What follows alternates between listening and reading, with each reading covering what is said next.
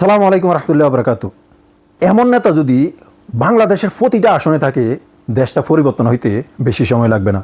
কথাগুলো শোনেন। তিনি আমার ক্যান্ডিডেট ছিলেন, তিনি বক্তব্য দিয়েছেন বিএনপিকে খোঁচাখুচি কইরেন না। আরে আমি হামজালা বিএনপিকে খোঁচাখুচি করলে বিএনপি দেশে থাকতে পারবে না। আপনারা রাজনীতি করেন শিবচর উপজেলা নিয়ে, হামজালা রাজনীতি করে গোটা বাংলাদেশ নিয়ে। আপনারা চিল্লাচিল্লি করবেন গ্রামে খেতে বাংলাদেশের পার্লামেন্টে। আমার চুপ করে থাকা মানে বারবার বলছি এটা কোনো দুর্বলতা নয়। আমি নতুনত্বের রাজনীতি চাই। আমি শিবচরে কোনো প্রতিহিংসা আধিপত্যের রাজনীতি আগামীতে দেখতে চাই। আমি গত কয়েকদিন যাবৎ ভালো মতো খেয়াল করছি যে আমাদের কিছু ভাইরা তারা খুব লেখালেখি করছেন এবং খুব কথা বলছেন। তারা অন্য কেউ নয়, তারা আমার শিবচরের বিএমপি ভাইয়েরা।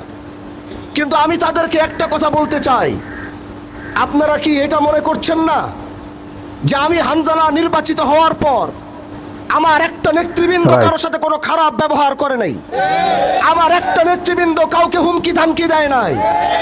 আমি হামজালা এমপি হওয়ার আগে যে আমার কতটুকু পাওয়ার ছিল এই শিবচরের মাটিতে, এটা কি আপনারা দেখেন নাই? তাহলে আপনারা কি মনে করছেন আমি চুপ করে আছি? কারণ আমি শান্তি চাই।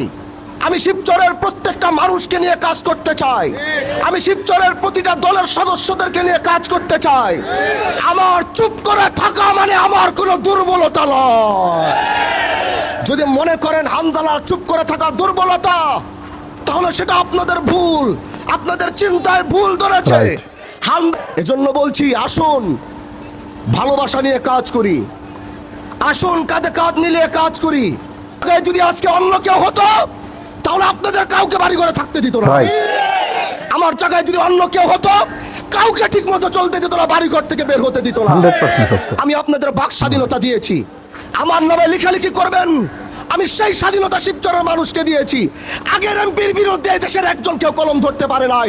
আমি এই শিবচরের মানুষকে সেই বাক স্বাধীনতা দিয়েছি।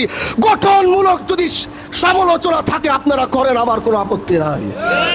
আমি শিবচরের সাংবাদিকদেরকে আমি সেই বাক স্বাধীনতা দিয়েছি, সেই কলম চালানোর অনুমতি দিয়েছি। যদি গঠনমূলক আলোচনা হয় আপনারা আমার বিরুদ্ধে উঠান। আমি জবাবদিহিতার মধ্যে থাকতে চাই, আমি জবাবদিহিতার বাইরে কোনো কাজ করতে চাই না। আপনারা তো কথাগুলো শুনলেন। বর্তমানে হামজালার এই বক্তব্য শুনে অনেকের গায়ে আগুন ধরে গেছে। হামজালার মতো এমপি প্রতিটা আসনে খুব প্রয়োজন। কথাগুলো আপনাদের কাছে কেমন লাগলো দয়া করে জানাবেন, আর ভিডিওটা শেয়ার করে দিবেন যাতে সবাই জানতে পারে।